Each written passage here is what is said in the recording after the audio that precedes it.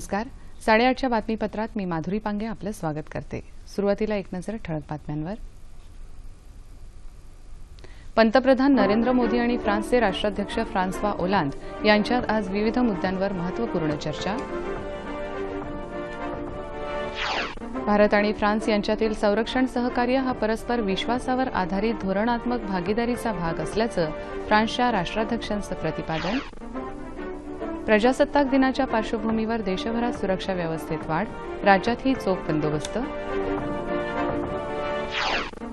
राष्ट्रीय मतदार दिनानिमित्त मतदार जागृतीसाठी विविध उपक्रमांचं आयोजन.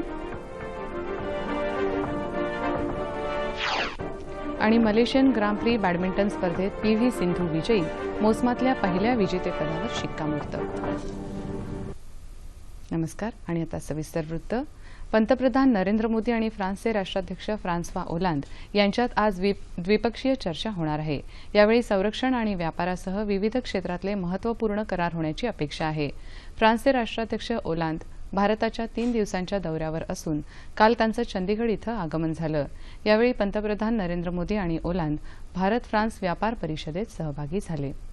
पूर्वलक्षी प्रभावानं कर आकारणी इतिहास जमा झाली असून यापुढच्या काळात अशी कर आकारणी होणार नाही असं आश्वासन पंतप्रधान नरेंद्र मोदी यांनी यावेळी दिलं.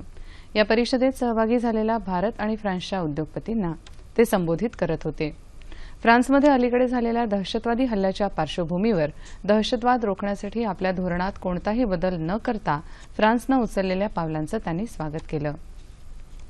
संरक्षण सहकार्य हा परस्पर विश्वासावर आधारित धोरणात्मक भागीदारीचा भाग असल्याचं प्रतिपादन फ्रान्सचे राष्ट्राध्यक्ष ओलांद यांनी केलंय. ओलांद यांनी वृत्तसंस्थेला दिलेल्या मुलाखतीत या 2 देशांच्या परस्पर सहकार्याचं महत्त्व विशद केलं. 60,000 कोटी रुपयांच्या राफेल या लढाऊ विमानांच्या हस्तांतरणाची प्रक्रिया योग्य दिशेनं सुरू आहे असं ते म्हणाले. मात्र यातल्या तंत्रज्ञानविषयक बाबींची पूर्तता करण्यामध्ये काही वेळ लागू शकेल असं त्यांनी स्पष्ट केलं. प्रजासत्ताक दिनाच्या पार्श्वभूमीवर देशभरात सर्वत्र सुरक्षा व्यवस्थेत वाढ करण्यात आली आहे. विशेषतः देशाच्या मुख्य महानगरांमध्ये सुरक्षा व्यवस्था कडक करण्यात आली आहे. काश्मीर खोऱ्यातही सुरक्षेचे कडक उपाय करण्यात आले असून शहरात मुख्य ठिकाणी आणि प्रवेश करण्याच्या ठिकाणी सीआरपीएफचे जवान तैनात करण्यात आले आहेत. वाहनांच्या तपासणीसाठी अनेक ठिकाणी सुरक्षा अडथळेही उभारण्यात आले आहेत.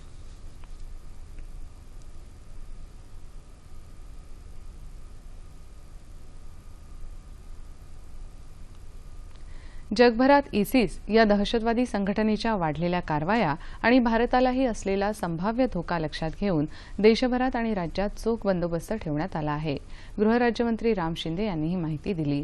पोलीस भरती ऑनलाईन पद्धतीनं केली जाणार असून त्याद्वारे 5,409 पोलिसांची नियुक्ती होणार असल्याचं त्यांनी सांगितलं. सांगली जिल्ह्यात तासगाव इथं पाणीपुरवठा योजनेच्या उद्घाटन प्रसंगी ते बोलत होते. फ्रान्समध्ये झालेल्या दहशतवादी हल्ल्यानंतर राज्यातही अनेक तरुण इसिसच्या जाळ्यात अडकत असल्याची माहिती पोलिसांना मिळाल्यानं अनेक संशयितांना ताब्यात घेऊन त्यांना राष्ट्रीय तपास यंत्रणेकडे सोपवण्यात आल्याचं त्यांनी सांगितलं. हे संशयित दोषी आढळले तर त्यांच्यावर कठोर कारवाई करण्यात येईल. तरुणांनी दहशतवादाकडे न वळता विकासाच्या इतर संधींचा फायदा करून घ्यावा असं शिंदे म्हणाले. इसिस या दहशतवादी संघटनेचा धोका वाढला असून देशभरात या प्रकरणी 18 संशयितांना पोलिसांनी ताब्यात घेतल्याची माहिती दहशतवाद विरोधी पथकाचे प्रमुख विवेक फणसाळकर यांनी काल पुण्यात दिली. एका पत्रकार परिषदेत ते बोलत होते. विखारी मूलतत्ववादी विचार प्रसारित करणारी जवळपास 94 संकेतस्थळं बंद करण्यात आल्याचं त्यांनी स्पष्ट केलं. दक्षिण मुंबईतल्या बेलार्ड इस्टेट इथं भरवण्यात आलेल्या बेलार्ड इस्टेट फेस्टिव्हलचं उद्घाटन केंद्रीय परिवहन मंत्री नितीन गडकरी यांनी काल केलं. हा भाग म्हणजे मुंबईला लाभलेली ऐतिहासिक परंपरा आहे.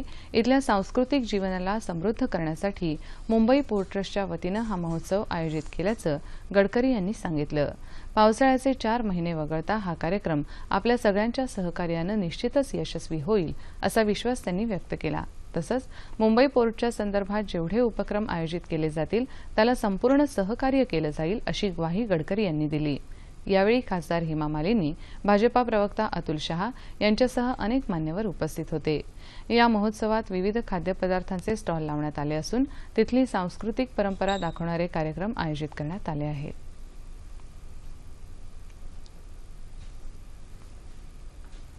आज देशभरात सर्वत्र 6वा राष्ट्रीय मतदार दिवस साजरा केला जात आहे।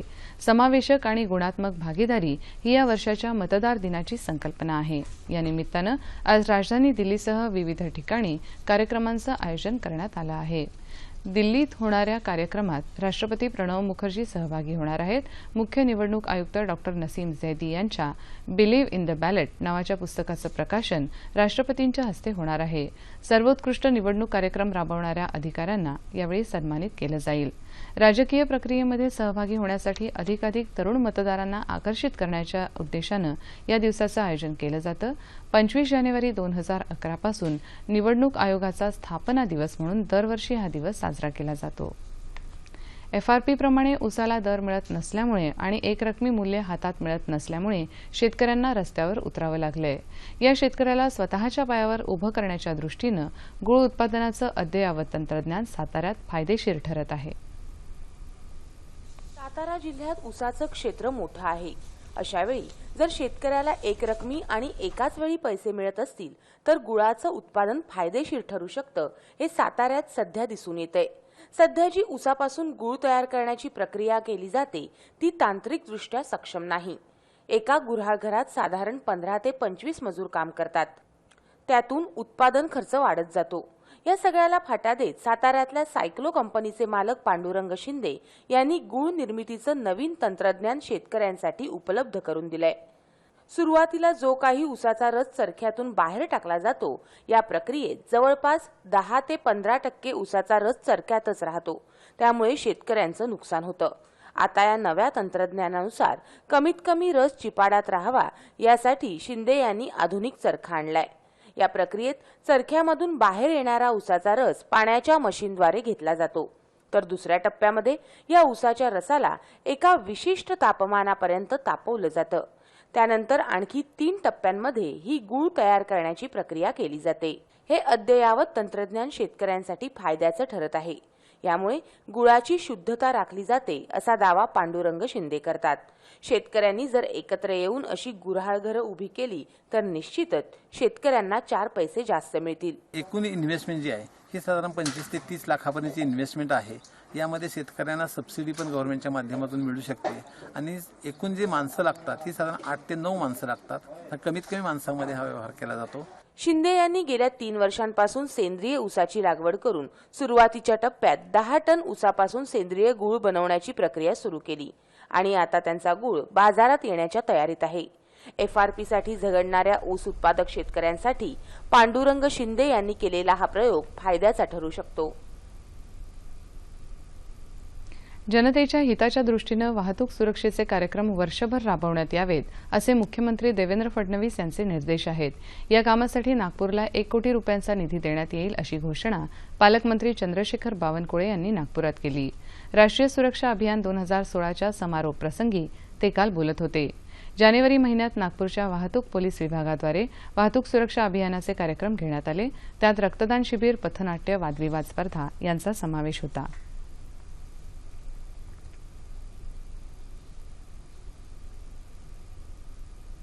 नाशिकमध्ये स्वच्छ भारत अभियानाच्या जागृतीसाठी काल मिनी रॅलीचं आयोजन करण्यात आलं। दाऊदी बोहरा समाजाचे 53वे धर्मगुरू डॉक्टर सय्यदना बुरहानुद्दीन यांची 105वी जयंती तसंच सय्यदना सैफुद्दीन यांच्या 73व्या जन्मदिनानिमित्त ही रॅली काढण्यात आली। नाशिकच्या एसएसबी विद्यालयातून ही रॅली काढण्यात आली। महापौर अशोक मुर्तडक यावेळी उपस्थित होते। या रॅलीत खेळाडू आणि शाळेचे माजी विद्यार्थी सहभागी झाले।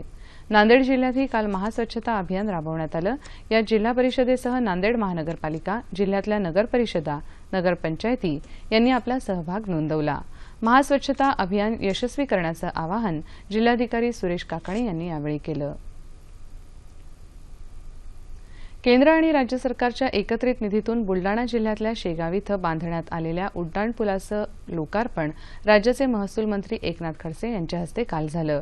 शेगाव विकास आराखड्याअंतर्गत या उड्डाणपुलाचं काम करण्यात आलं असून आराखड्याच्या अंदाजपत्रकात शासनानं 150 कोटी रुपयांची वाढ केली आहे। शेगाव विकास आराखड्यासाठीचा निधी 500 कोटी रुपयांवर पोहोचला असल्याची माहिती खडसे यांनी यावेळी दिली।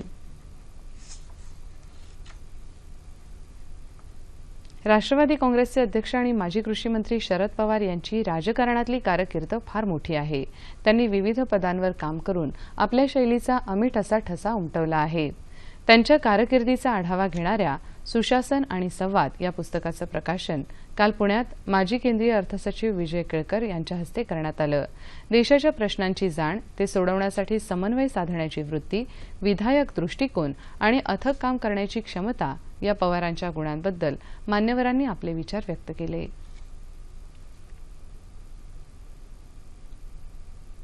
बुलडाणा जिल्ह्यात भगवान ठग तुका म्हणे साहित्य पुरस्कारांचं वितरण अखिल भारतीय मराठी साहित्य संमेलनाचे माजी अध्यक्ष वसंत आबाजी डहाके यांच्या हस्ते काल झालं. देशात सध्या असहिष्णुता वाढत चालली आहे, हा चिंतेचा विषय आहे असं सांगत ते म्हणाले की लेखकांच्या पाठीशी जी संस्था उभी राहायला हवी ती कोरडी आणि तटस्थ आहे. या कार्यक्रमात मंजिरी भोयर, प्रतिमा इंगोले या कवयित्रींना तसंच किसन चव्हाण आणि संजीव सोनवणे या लेखकांना पुरस्कारानं गौरवण्यात आलं.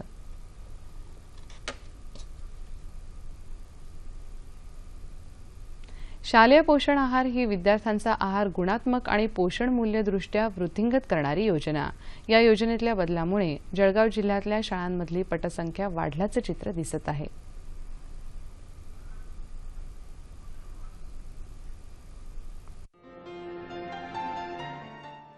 स्टेनलेस स्टीलची ताटं, ग्लास, पंक्तीचा थाटमाट हे दृश्य कोणत्या लग्न कार्यातलं नाही, तर ते आहे विद्यार्थ्यांसाठी शाळेत असलेल्या स्नेहभोजन आणि अतिथी भोजनाचं.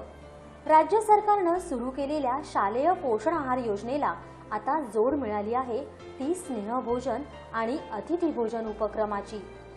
जळगाव जिल्ह्यातल्या पारोळा तालुक्यात 164 शाळा असून 24,000हून अधिक विद्यार्थी इथं शिकतात. तालुक्यातल्या प्रत्येक शाळेत या उपक्रमासाठी किचन शेड उभारण्यात आले आहेत.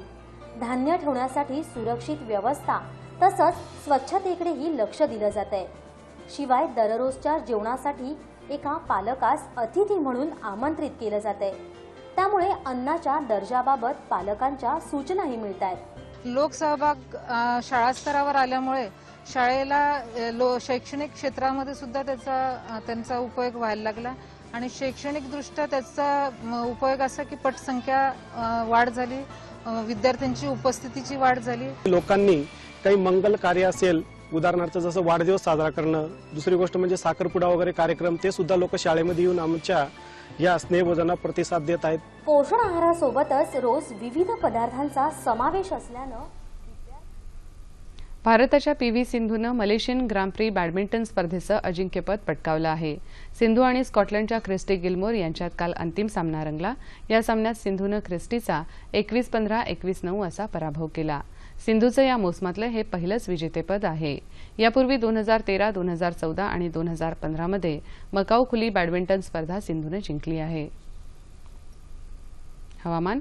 उत्तर भारतात कडाक्याच्या थंडीची लाट आहे. राजधानी दिल्लीसह अनेक शहरांमध्ये थंडीचा कडाका वाढला आहे. काही ठिकाणी धुक्याचा प्रभावही पाहायला मिळत आहे. त्यामुळे रेल्वे आणि हवाई सेवेवर परिणाम झाला आहे.